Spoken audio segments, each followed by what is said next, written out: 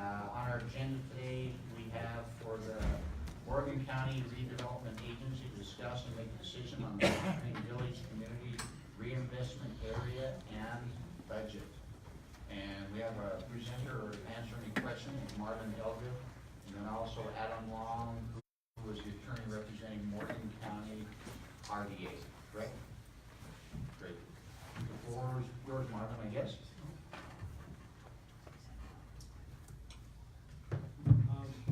Thank you, Chairman. Like Ned stated, tonight's purpose is to bring before you again the plan and budget for the community reinvestment area for the Mountain Green Village for a vote on approval on that or disapproval. What I first wanted to start off with, is there any questions from the council that we could go over that need to be answered at this time? This is my third iteration of your plan and budget. The highlights for you to change. I didn't go line by line comparing. Anything major? No. If anything, there might have been just some grammatical changes. The last iteration is more of just an update with the numbers with regards to 50% participation for the 15 years. But the population numbers, everything like that stayed the same. The only thing that would have changed would have been the, because we took the housing out, the numbers for the job count growth during construction phase dropped a little bit, obviously because we're not including those numbers in this. But though that was basically the changes. And then the rest of it would just been grammatical. The majority of the meat of it remains. For those who have joined us for the RDA, if you would mind, we have a lot more people than we usually see. If you would mind giving everyone A brief overview. brief overview. So, redevelopment agency, of Morgan County tonight is looking at a community reinvestment area. It's a geographical area that's set by meets and bounds, legal description. For the purposes of doing a plan and budget, to ascertain if we provide some type of help or incentive through tax increment, which is taking the base value as it currently sits now and any additional taxes that are generated from growth, utilizing those taxes as some type of an opportunity or an incentive to help incentivize the developer to move faster on the project or help them come out of the ground. In this case, it's proposed that an incentive would be utilized at 50% for 15 years, personal and real property as well as sales tax participation. And that would help with the infrastructure improvements needed just for the commercial space as well as retail and the flex space. This is not, the plan itself is not including housing. The council made a decision based on school district recommendations that all the housing be stripped out. The only housing that is left in here is on top of some of the commercial developments that will be like condos or townhomes or one apartments or something. That number was about 44, and that was left in just because it's going to be too hard to slice those out when it comes to tax purposes. But otherwise, everything else housing related has been taken out, and the infrastructure that would be put into the ground for this development would not be, funds would not be utilized to big and put infrastructure into the development. And this is just the area that it encompasses and the overall budget. It is not the specific development agreement. No. So this is actually just phase one of a three-phase process. And basically this phase is just to approve the plan and budget as six. Then, if it's approved tonight, then we would go to each of the taxing entities. So basically, this is the stopgap. If the council does not approve the plan and the budget tonight, then it does not go on to the other taxing entities. So the school district can't weigh in, sewer district doesn't get to weigh in, nobody else gets to weigh in. It stops here. If it is approved, it allows the other taxing entities to weigh in and say, through the interlocal agreement, yes, we want to participate, or no, we do not. Even if the school district participates, fire district participates, Morgan County does not have to participate. So all this does is just allows phase one to be done, to move to phase two, and then the third phase is the development agreement or agreement to develop land with the land developer. And at that point, that's where you can put teeth in to say, if we're going to participate, here's the requirements we want. Is it building? Is it facade? Is it streets? Is it bridges? Is it? That's where you get the opportunity to say, here's where we want this development to be. And that's where kind of the rubber really hits the road between the council, between the RDA, the development agency, and the developer, and what do you want this to look like. And I know, you know, the previous meeting, they talked about the town center and the opportunities, you know, with what they're proposing. In this case, this would help the town center develop, it would help get it out of the ground, get it started, and allow the retail to come in. I know the council's made comments that, you know, okay, if Mountain Green incorporates, well, in order to incorporate, they do need some type of tax base other than just housing. It has to be retail, it has to be commercial, and there doesn't need to be a housing component of it. And this would help kickstart that process to move forward. So one of the questions that came from the public comment period was that this somehow incentivizes additional housing. Just so we're on the record for that, this doesn't incentivize any additional housing in this area. It does not. So I think it's 531 homes that have been authorized by the county for development in that area. This does not incentivize those 531 homes. 33. 33. Your last two Well, numbers. except for the housing on top of the It's just businesses. the housing on top of the businesses, but I don't think that was included in 531. Yes, Or it is. Is it? They had Okay. 533 housing. Total units. Total units, okay. So subtract out the 44 and that's the number that's not incentivizing. And so a lot of those homes will be single-family residential as well as multi-family residential. And that's the remaining balance. It has not been incentivized. Austin had asked a question. He felt there might have been some development going on out there as far as infrastructure. I have confirmed there is no infrastructure improvement. What's going on out there right now is Sacred Parsons is staging for, I think they're doing resurfacing on Old Highway, or doing some work on Old Highway. So they've got a lot of crushed rock and stuff like that out there, they're ready for that. But as far as infrastructure, they haven't put any infrastructure in the ground at this point for the development. And just be here on the budget plan here, all the money is gonna be used for improvements, road, public spaces, storm drain, site work, water, irrigation, gas distribution, power, sewer, or whatever. It's not going to be any money that's gonna be used to build a building. This money is gonna be used for all infrastructure, correct? That is correct. So the hope is that if the participation goes through, that the funding would help cover the infrastructure improvements that would then allow the developer to be able to bring lease rates down to be able to attract tenants and come in, i.e., to be able to get lease-based rate for a grocery store and some of the other tenants that are moving in the area. When retail looks, it's a different beast in the fact that they look at roof costs. They want to know either I need my lease square foot rate down as low as I can get it, or I need to have enough roof costs. And there's got to be an equilibrium point.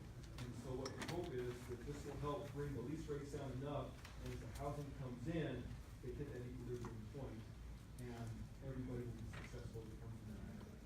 So we're still gonna need, even if this goes in, infrastructure, businesses more likely you're gonna trickle in a little later after the increase, right? That could happen, and so my comment would be that tie the retail and everything to the residential, but since you pulled the residential out of this, you can't look at it as residential and this.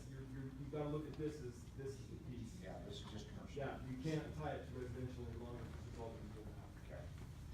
Marlon, when I look at the development agreement for the Johnson property that this is sitting on, where I can see the future interchange going in and these commercial properties going in is currently in some of those single-family detached, the single-family attached, multifamily residential. I see where this commercial would go over the top of those. in putting these commercial areas, I can also see where the commercial properties are out to the side instead of the way that the mountain green vision is aligned.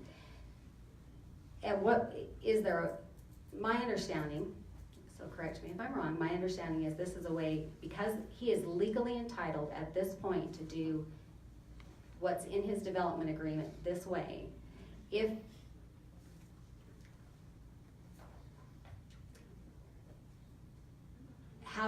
if we do this, in that second phase, the negotiations then open up to where we can do something different than what is already in his development agreement on this property.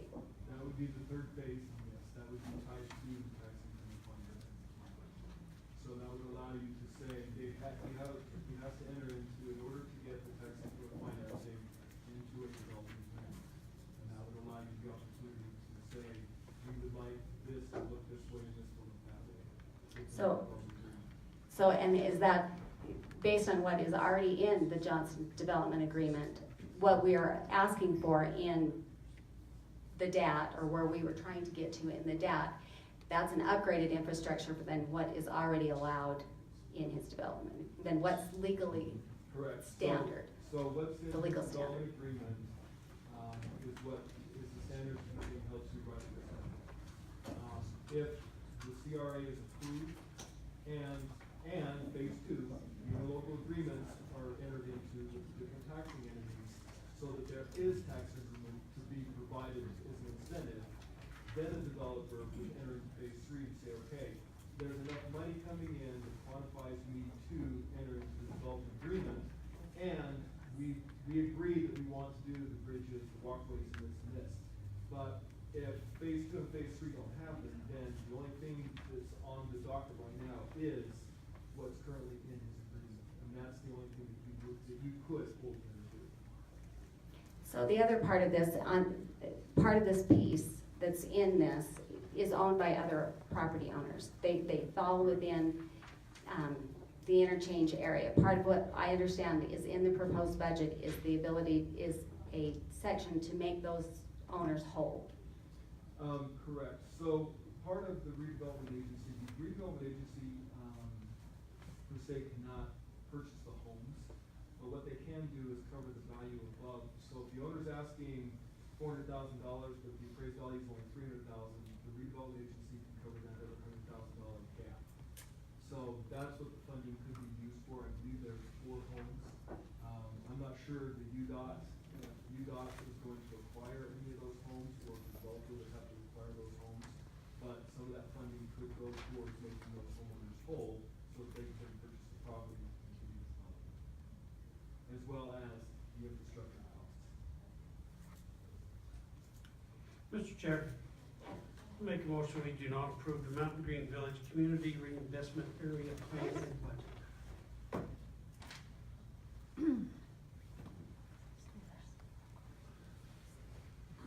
Motion by Rowan to deny the RDA and CRA. Do we have a second? I'll second that. I have a lot of questions still. We're still discussing. Okay. Rowan, motion, seconded by Robert. Further discussion? Yeah, I've got a comment, if I could jump in real quick.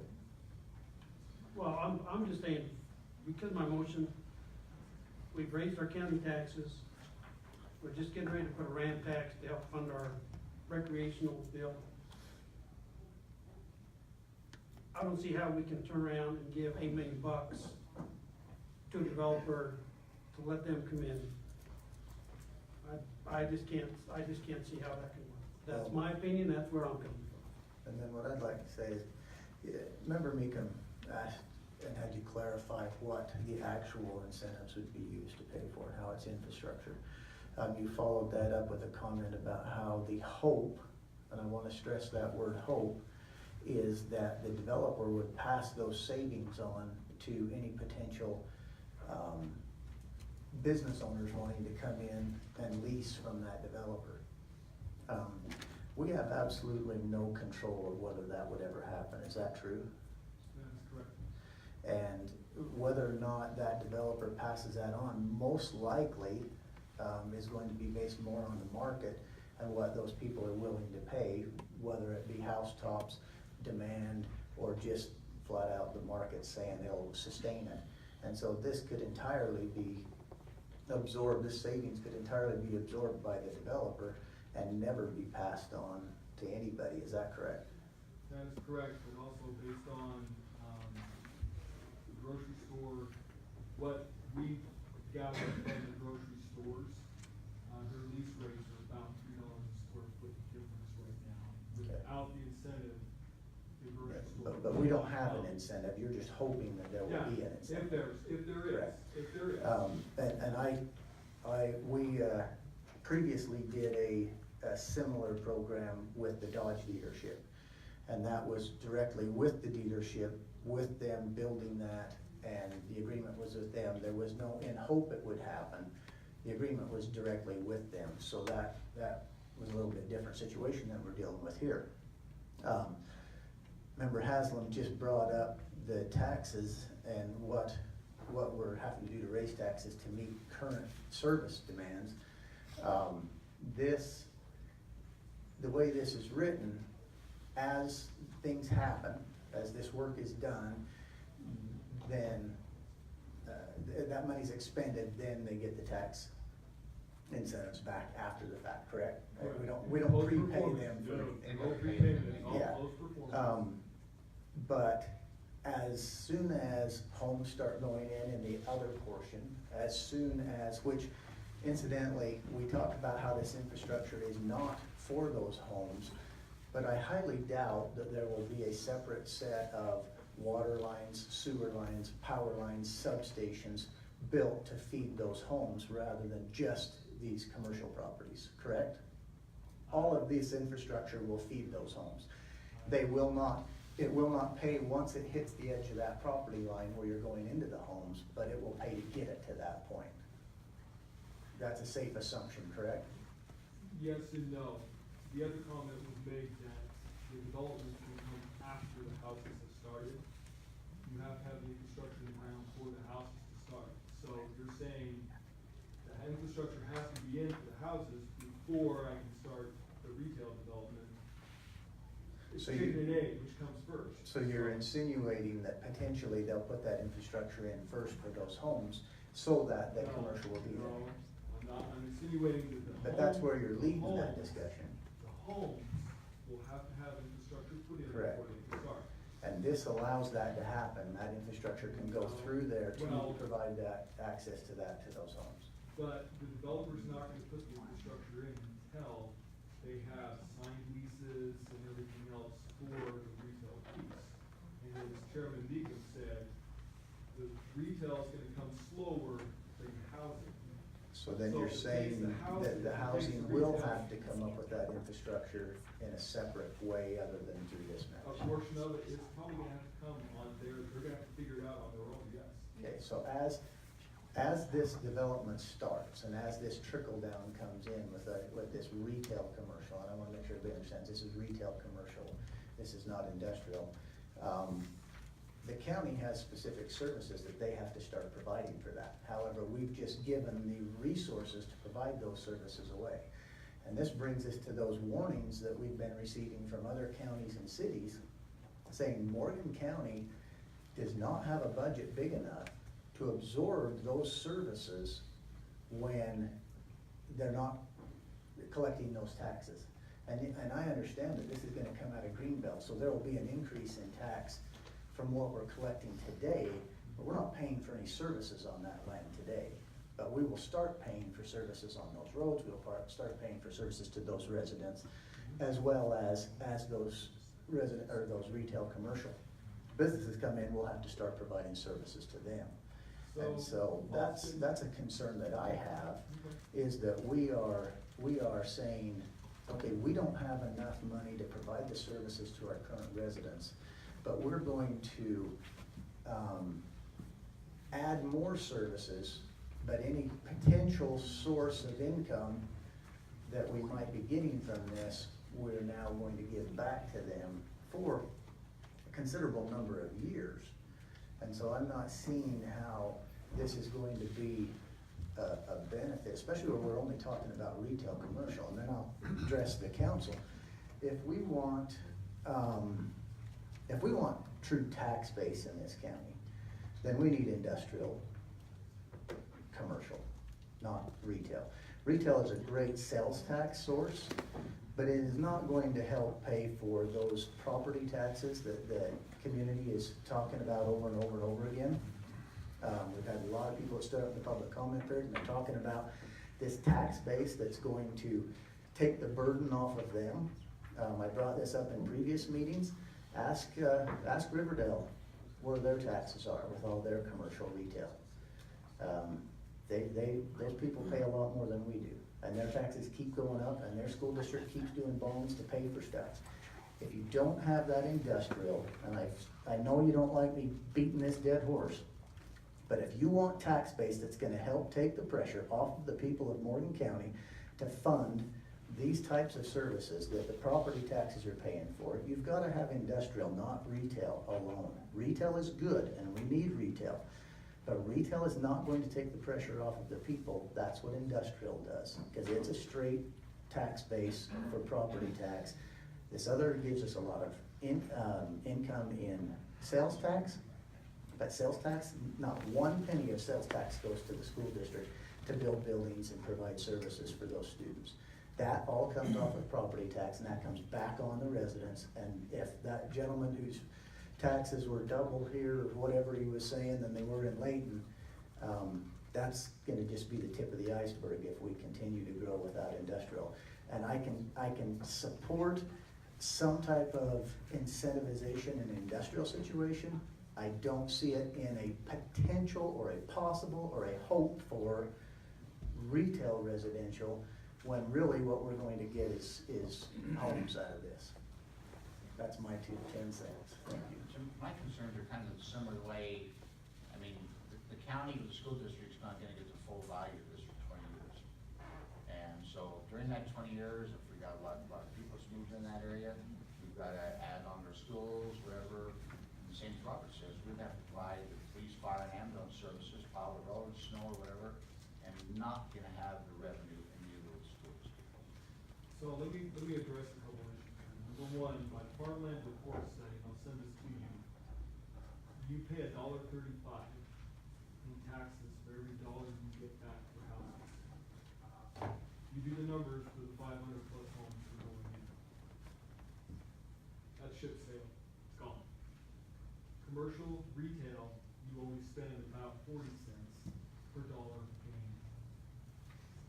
It's 15 years, not 20.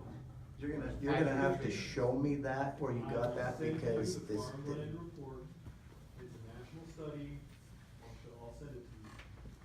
It also talks about you do pay higher for Greenbelt. You do provide services for Greenbelt and ag. You have to. Roads, police still go out there, everything you're talking about, in comparison to the tax dollars that you gain from it. Now, it's 50% participation. It's not 100%. You are gaining taxes. You're not giving everything away. You are getting money back. It's to help get this project out of the ground faster, to get those monies in your coffers faster. The 15 years expires, everybody gets 100% of those taxes. You're correct in the fact that the school district makes their money on personal and real property. So my question is, if you at least approve this tonight, let them make the decision. If they're going to approve the interlocal agreement or not. It's up to the school district to approve it, not the council. The council's to approve your interlocal agreement and or the planned budget. Austin, you had questions?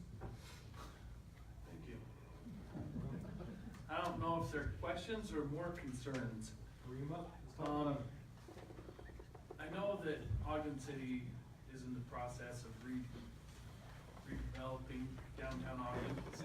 And their RDA's been going on for quite a while. And from the information I got, one of the big sporting good companies they brought in is getting to the end of that tax increment incentive. So they went back to him and said, You either keep that going for us or we're out of here. And so,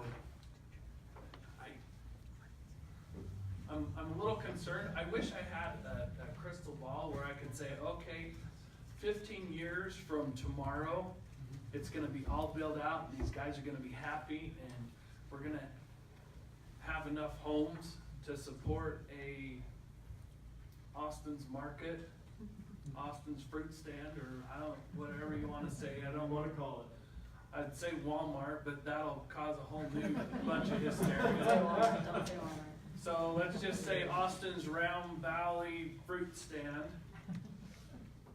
If we don't have enough homes in here, then how are we gonna keep Austin Turner Round Valley Fruit Stand? How are we gonna keep me happy and stick around? And so I guess in 15 years, or how do we keep the big sporting goods store down in Ogden from walking away saying, you're not keeping me happy, I'm out of here? Or are we gonna end up having somebody else? Because our last RDA meeting, there was people sitting in the audience that after came up to me and was like, ooh, give me a tax incentive for my business. And you know what I'm saying? I know what you're saying. The concept's great, and to incentivize people to come in, because we did that with the Dodge dealership, and I'm kinda happy with it, cause from all outward appearances, it worked out. John, you were another one with the dealership. I wish John would have come back and said, hey, we're pulling shots if we don't get more money. We did. The nice thing is, at the end of the day, Austin, when the redevelopment, so when the interlocal agreements expire, it's not just the council that makes the decision. If the sporting goods store comes in and says, we want more money, you've gotta go back to all the taxing entities. Everybody has to reapprove everything. In Ogden, it's under a redevelopment agency. This thing's been in existence for like 25, 30 years. Different beast. That was done by a tech committee, 9 members, and they just approve it or disapprove it. In this case, with the interlocal agreements, they've got to come back and go through the entire process all over again. And at that point, you need to step back and say, okay, is it worth us to give an incentive to keep the retail store here? Or do we say, no, we've got enough retail built around it and enough tax base coming in without it, sorry, we're not going to offer you an incentive, and if you walk, then you walk. And is there an opportunity for you to put somebody else in the vacant store? Well, certainly. And if they've been successful, and they've been in Morgan County, why wouldn't they stay, or why wouldn't they bring somebody else to fill that space that would be just as successful? I agree with you, I don't have a crystal ball, I wish I did. It would solve a lot of the problems, but that's kind of the reality we face right now. So Marlon, help me, besides the three reasons that I'm right at the moment against this, help me explain why, or to explain to me why it's the county's responsibility to help a developer make up the difference. You talked about 3 or 4 homes, okay? And they want, just picking a number, they want 700,000, and that's 500,000 more than what appraisal is.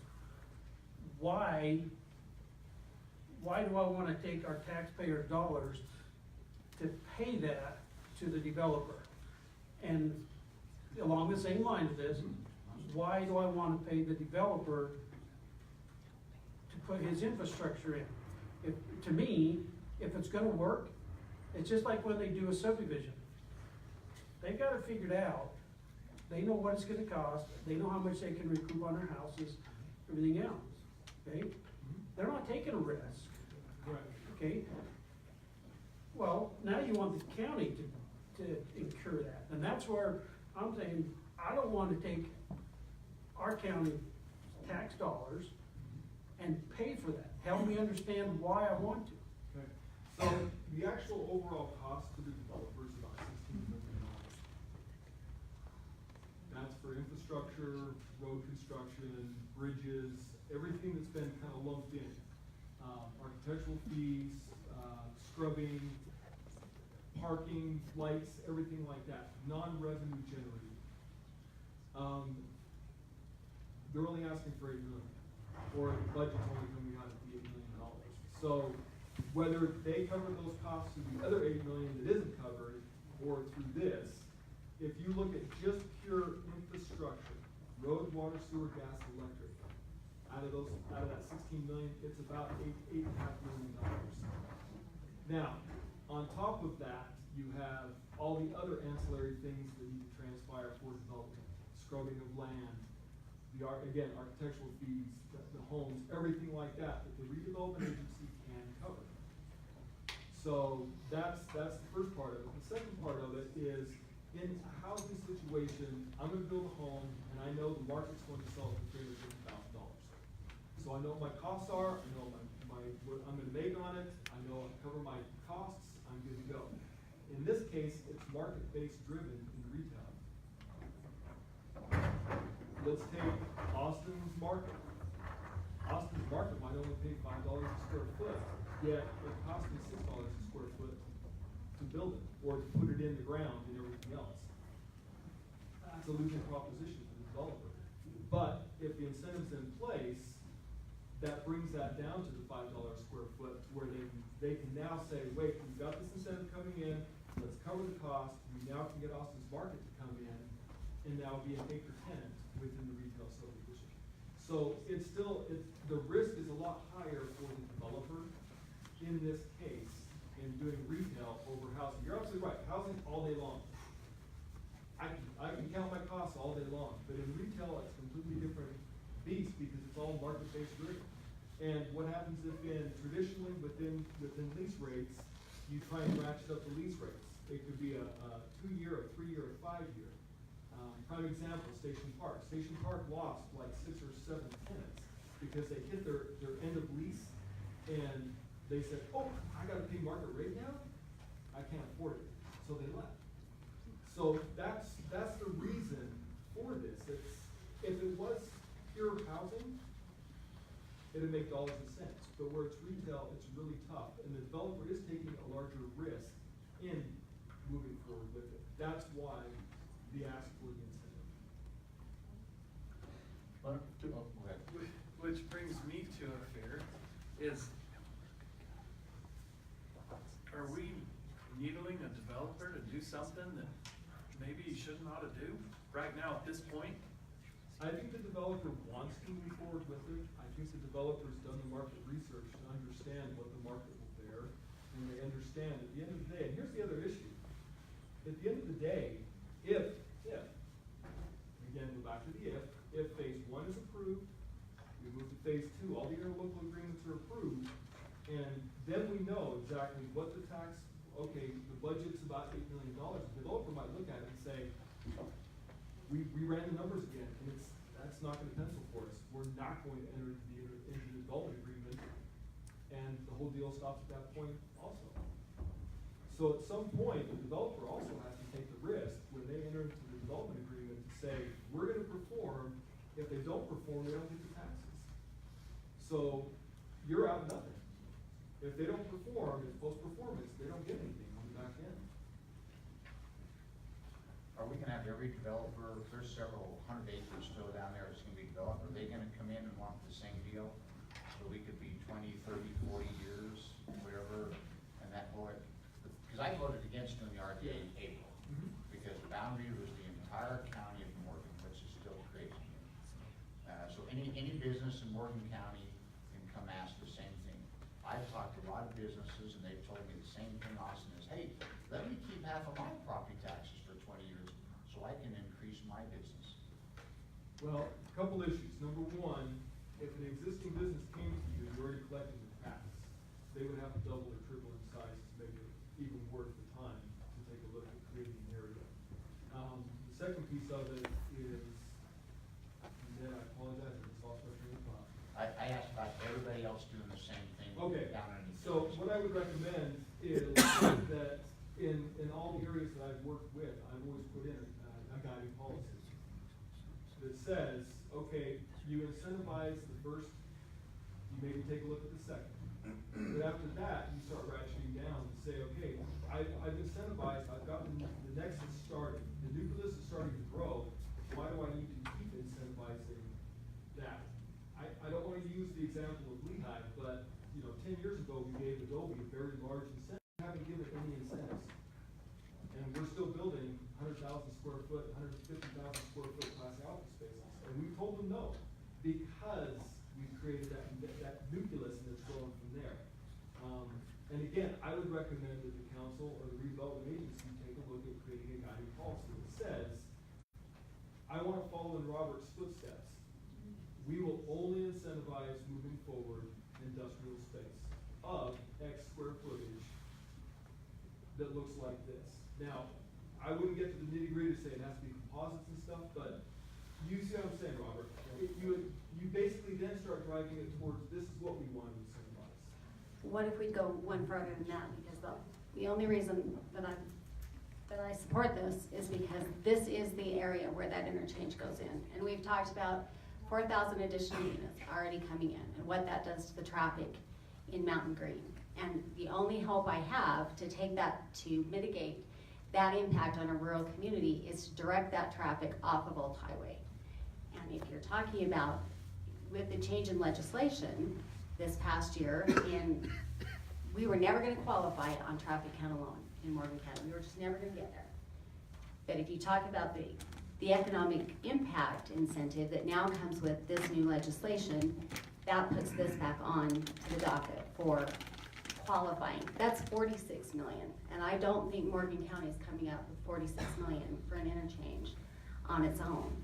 So Tina, for the residents that are here to benefit, state legislation previously, UDOT, everything was based on traffic count.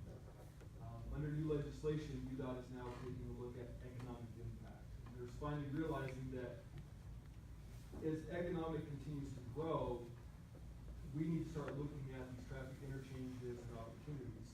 So with this development starting, with all the housing starting and everything that's going in, this has the potential to really ratchet it or bump Morgan County way up on that list to a point that funding, instead of in 2030, they can do the EIS study in the next year or two, and those are good for 5 years, and UDOT doesn't want to waste that money.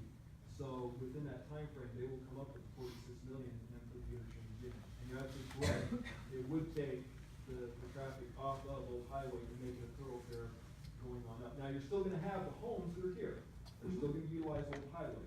But as Snow Basin develops and everything else. 2,500 at Snow Basin. They'll just use that as the ramp to go on up to Snow Basin, and they won't be using Old Highway, which does have to be maintained, snow plowed and everything else.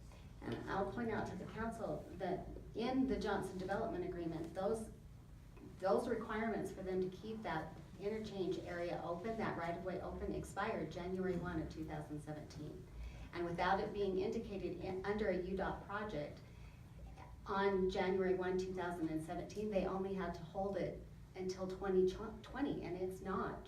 January 1, we're done being able to hold them to keep that interchange Well, right-of-way open. I don't feel a vote on the RDA to vote for the interchange. Oh, I disagree. Because it's a state, I it's a disagree. state road. States can build, it's just like on,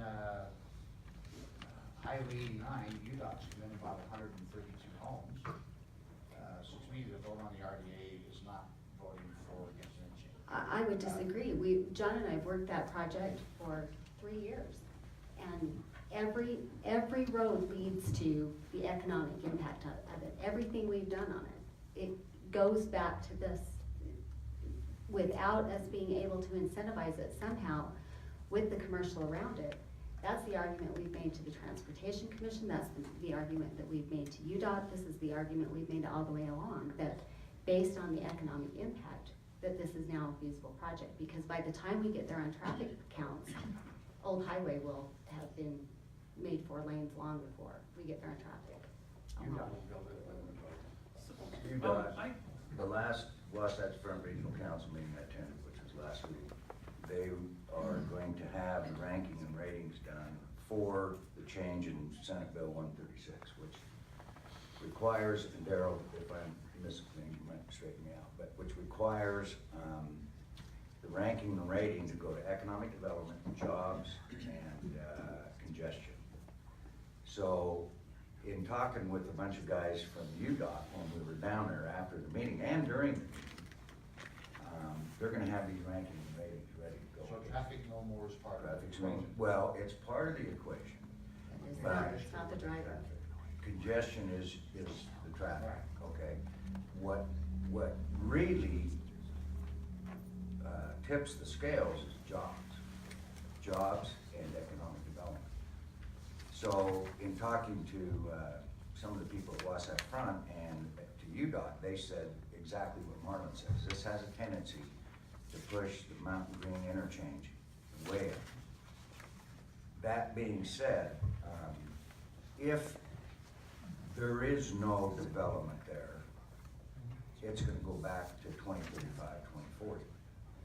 And then you're gonna have traffic that is gonna be terrible with all the rest of these homes going in and all the rest of that. You're gonna have to do a 4-lane on Old Highway regardless if anybody wants it or not.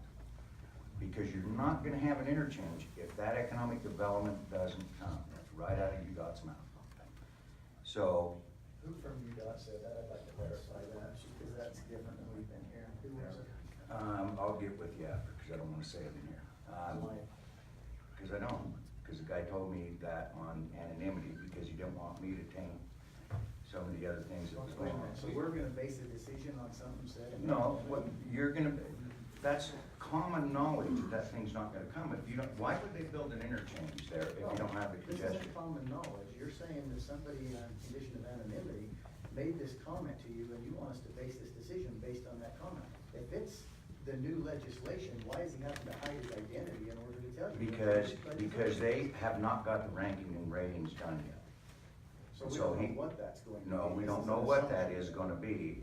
The assumption is, from what everybody's talking about down at Wasatch Front Regional Council, and some of those areas that are involved in that, and MAG and all the rest of them, is that it's gonna be more tended towards economic development and jobs.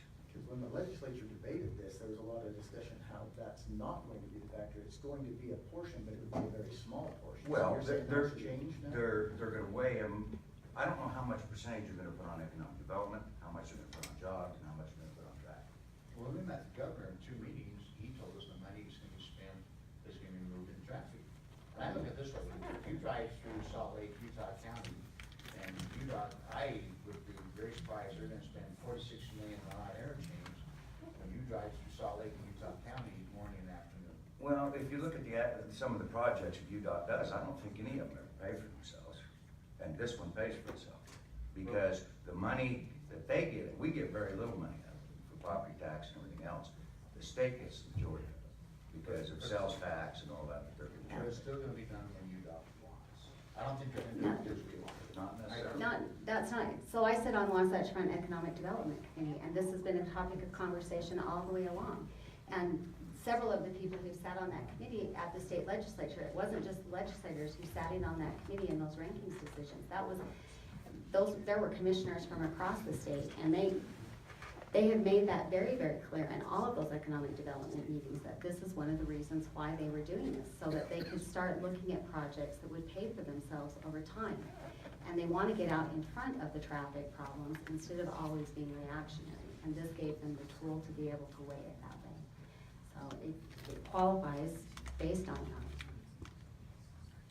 Well, and I guess my question would be, Roland, is that I don't know if you're giving away tax money that you don't have, because 0% is 0, 0. So once that goes in, you're gonna be at least collecting 50% of whatever commercial goes in there and sales tax and all that kind of thing. So, and I think that's what, if I think back of when we did the leadership in Austin and brought this up, we had a chance to move that closer to Mountain Green and talk to the city and said, we're probably gonna do that if we don't get some kind of incentive to build this. Well, the incentive that we worked out was the road. Well, that's infrastructure. The road, the sewer, the water, all that kind of stuff, because we would have left. Now, at the time, we were putting in $350,000 of the city's budget by virtue of what Randy Sand come up with when we did the agreement. And we based it on $9 million. When the dealership was sold in 2012, it was doing close to $30 million. So almost tripled in revenue because it was on the freeway. And I think the thing that you're gonna find out is if that interchange goes in and these grocery stores go in, these revenue numbers aren't gonna be close. They're gonna go, because you're gonna have the houses to support it, because there's 2,000 going in some places and 530 going into here. That's what everybody's looking at, and that's what Lewis, Young, Robert, and Birmingham said when they did this study, that the county paid half for, or we got the grant through economic, go ahead. They stated that in all the studying they're doing with this specific area, it will work. The part of that was, it was taking the people that were along Old Highway, whether they're getting off in Peterson or they're getting off at the mouth of the canyon, it now focuses them through that one section, which creates the drive-by value on that section, which is what helps it become sustainable faster there. Because you no longer are splitting it in half, coming from one direction and coming from the other. You're doing your impact along one drive. And that's before you even consider, I mean, we've talked about it multiple times. You've got another, by my count, it's not 4,000 homes, it would be 3,746. So pretty much 4,000. But that's what's already permitted along there. When you consider that traffic impact and those continuing to come, that's what is going to help keep those businesses in that area, because it creates a value to the area. Well, It's a synergy. And I don't think anybody's arguing against the existence or the creation of the interchange. I know I am not, and I think that we should continue to work to speed that up as fast as we can get it here. But we have to work within those parameters that we're given and that we can work with ethically and legally to do that. This discussion on this RDA, again, not RDA, the RDA is already in existence, the CRA, is this a financial benefit? Is this good for both parties? When I had the opportunity to meet with Dwayne and Wayne, that's one thing that Dwayne told me, and I really appreciated it. And I just want to say that in this entire process, I believe that Dwayne has been probably one of the most honest landowner/developers on a project this size that I've ever worked with. In my discussions with him, I believe he's given me information that is true and factual and that I can work with. The question that was posed is, this has got to be good for both of us. If it's not good for both of us, it doesn't work. What I've tried to find through studying these documents, through talking to communities that do this, talking to other agencies, talking to the city who entered into a similar agreement like this with a developer here on Front Street and up on Mahogany Ridge, North Morgan.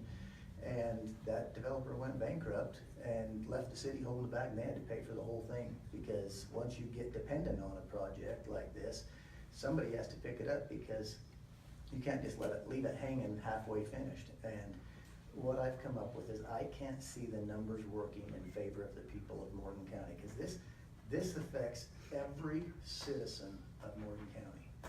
This is a great benefit for Mountain Green, but every citizen of Morgan County is affected by this, as well as every other development that goes in Morgan County. So, Mark, a member has a brother support here, but you talk about the risk to the citizens of Morgan County, and who bears that risk. Just so I'm clear, because I have a little different thought than Member Meekum had, or sorry, Member Haslam had, but who's bearing that risk? So the developer has to bear the risk, because they have to put the infrastructure in. They're not getting a dime out of this unless they perform. So let's say they put the infrastructure in, let's say they get building 1, building 2 up, and then starting building 3, and the whole project goes belly up. What's really gonna happen is, an investor or somebody's gonna come in and buy the project for pennies on the dollar, and then they're gonna finish it. Because all the infrastructure's in the ground, buildings are already coming out of the ground, and oh, by the way, I just bought it for 30 cents, 25 cents on the dollar. Now they can absorb those rates. I know the city wished that would have happened to them, that their citizens paid the whole tab, because that didn't happen for them. When we first had our RDA meeting, I What remember I was. kind of development was it that they've been paying on, housing development? It was the infrastructure. For housing development? For housing For housing development, completely different in this case. This is Well, retail. it was mostly housing. Yeah. I remember asking Adam on our second meeting, and I says, hey, how do we know whether this is a good thing or bad thing in the county? Adam's exact words were, if this development is gonna take place with or without this, I would walk away. And this development is gonna take place someday. Whether it's now, see, the Johnson property was approved, what, 7, 8 years ago? We don't have a home yet, and this thing might be another 7, 8, 10 years on this, I have no idea. And it's gonna happen someday. Correct, so the hope is that the incentive would help them get out of the ground today, twice in 10 years. If they pull the trigger in 10 years, your 10 years worth of 50% you've already missed, and then the redevelopment agency closes out another 5 years, which gives you 100% of the taxes on a completely built out project. If you just start in 10 years, and let's say it takes them another 10, 15 years to completely build out, you're further behind on generating taxes than you would have if you would give them incentive up front. That's- So, that's, I don't see how this is gonna, if we incentivize this with everything you've said, because I've seen that happen, generally when a developer comes in and goes to build something, goes broke, the second guy in makes all the money. that's exactly it. So I'm not seeing how we're putting the taxpayers at risk, because right now we're getting zero off it, other than Greenbelt.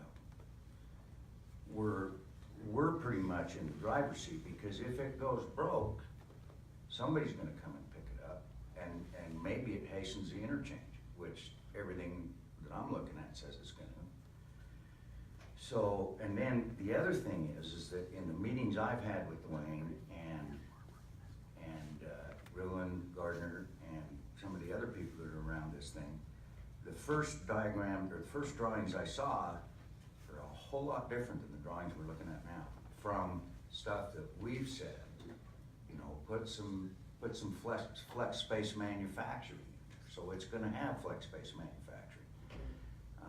You know, all the rest of the stuff that, they put 35% more commercial in here, if the number suits me right, than what it was previously on the drawing. Now, the other thing that they're talking about, and I was in the meeting with Weber State about having a Weber State campus there, and I think that would be awesome.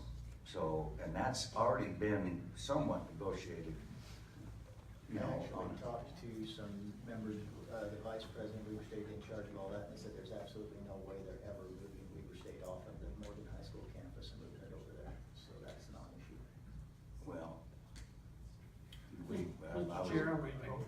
I still have some concerns, sorry. So, as we've had some of these developers come in very loud fashion and very publicly say that the development agreement's there, we're not changing it, period. I guess I'm a little confused, because I feel like you guys are talking about changing the development agreement. I don't think we can force them to do that. It's not a force, it incentivizes something different, is what you're talking So about. Austin, if the plan and the budget are approved tonight, we move to phase 2, which is looking at the interlocal agreements with the other taxing entities. If the other taxing entities are on board and they all agree to the interlocal agreements as well as the county, even if the county doesn't, they come back and say, well, just the school district's portion, fire district, sewer district's not on board, county's not on board, Beaver Basin district's on board. Let's say the numbers are $5.5 million in incentive, then, or whatever the number is, I'm just throwing the number out, I don't know what it is, it's off the top of my head. Then the developer has to make a decision, okay, do we move to phase 3, and do we enter into a development agreement? So you're putting another development agreement in place between you and the developer, stating if you want the tax increment financing, here's what we require of you. So you're entering into a new development agreement, or adding more strict, more structure, more whatever you wanna call it, on top of the existing development agreement. So his still exists, it just gives you an incentive to give him. Yeah, gives them an If you incentive. do to say, more than what's in there. then, yeah, I want the incentive, then I have to do X, Y, and Z. If X, Y, and Z is more than what we can bear, then we won't enter into the development agreement, and they just move forward with their, they don't get the incentive, they move forward with their existing development agreement. And they just move on. And even if this gets denied tonight by the county, Mountain Green years down the road could incorporate and they could start their own RDA CRA, correct? Yes, And then they and the school district could partner up. So the county at that point could either join or not join. So even if the county says no, Mountain Green someday could still move forward this with their own RDA, correct? 15, 20 years when they incorporate, Or whenever that time is. Couple more things, I don't wanna filibuster all night on this. no, that's fine, Austin. In talking to Tim London, who his property is there, he said that the state is holding off on giving him a price and a cost, because the state understands that some of this that we're talking about is under contract and in the process of being sold. That's what the state told him, that's coming directly from him. Robert, I did call him. What do you mean that some of it's under contract and so? That's what the lady at the state Some told of him. what? The ground, the development. For the housing piece, for the commercial piece, for the, For the interchange For piece the where he's interchange, at, so- because he's affected by the He's interchange. right through the middle He's of the right in middle. interchange, and the state's like, we're gonna hold off till all these land deals get done, well, I think, till they offer well, him his so let portion. me try and maybe bring some, and I'm not sure if it's clarity, it might be more money. So the housing piece, we've got to completely take out of this whole equation. Sure. It's been taken off the table. So if it's the housing portion, I agree, that ship sailed, whatever. If it's the commercial piece that we're talking about from the CRA, the state could be holding off until the developer finally pulls the trigger to say, hey, we're gonna move forward on this project. Now they know, okay, we've got a developer that's moving forward. How do we start working with them with regards to purchase of land? So at this point, they're probably holding off and saying, until all of this works itself out, we're not gonna approach giving an offer or anything like that, because they're waiting to see how it plays out with the CRA, with the development, with everything. I'm not saying the CRA is hinged upon the state moving forward. What I'm saying is they're probably waiting for everything to boil out before they say, okay, now we're gonna move in and offer. Because they'll probably work with Dwayne and them to say, we need this, this, and this. You own some of this, so if you give us this, we'll purchase this. I think Daryl understands that it's not always just clean cut and dry where they just come in and say, hey, we're gonna purchase. Sometimes they'll go in and say, hey, if it's a mutual benefit, if you donate this piece, we'll give you fair market value for it, but we're gonna use it to buy the houses over here. Does that make sense, Austin? Sometimes it's tit for tat, and that's what they could be waiting on. I'm only conjecturing, but that would probably be my guess at this point. I guess that's one of my big struggles, is all the conjecture that has to go on in this situation. 'Cause there's Again, a if lot we of had that high crystal hopes and ball, if we had that conjectures crystal and ball, Austin, I'd what's sit down got with me- you and show you everything. That's what's kept me up late at night and up early in the morning, is all the what ifs and I hopes and You know, if you just, stay up any longer, your hair's gonna look like mine. So yeah, exactly, it's not far off. one of the pieces that we haven't covered yet is the affordable housing. Adam, since you're standing up, you sent that email out about the affordable housing. Can you refresh our memories? Yeah, if I could I address the board member Turner's concerns, and maybe some of the concerns that folks have brought up? The amount of speculation that the board has to do at this point is difficult, I agree. And some of that is inherent in this type of redevelopment project. We can draft agreements and come up with terms and conditions that shift really all, if not all, the risk to the developer, as far as the project failing, succeeding, but we still deal with uncertainty. And that is simply part of the process, as elected officials, the buck stops with you all, so you can make those hard decisions. I would remind the board that the decisions before you tonight are just the very first step in this process. Creating the project area, the plan creates the project area. I've said before, it's a line on the map, and it's not that simple, admittedly. But the plan and the budget just create the project area and set forth our expectations as they currently stand. And despite the number of hours we spent on this,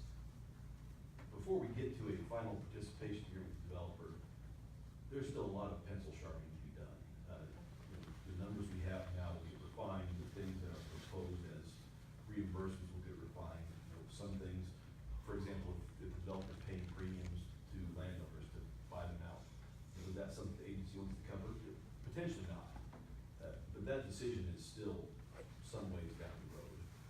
So just keep that in mind when we talk about this tonight. This is merely the first step in the process.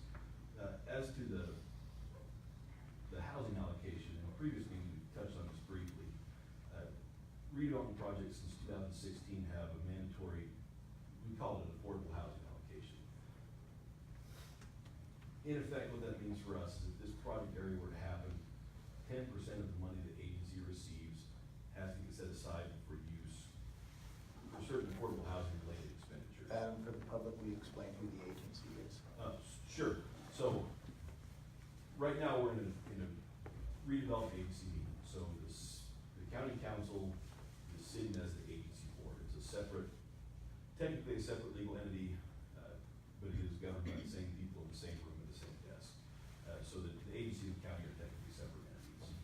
So everything we're talking about here is stuff that the redevelopment agency is doing. That, as I said, for any project area like this, we'd have a 10% mandatory housing allocation. 10% of the funds the agency brings in the door through either property tax increment or sales tax. This would be money that comes to the agency pursuant to interlocal agreements with the tax entities. 10% has to get set aside for affordable housing.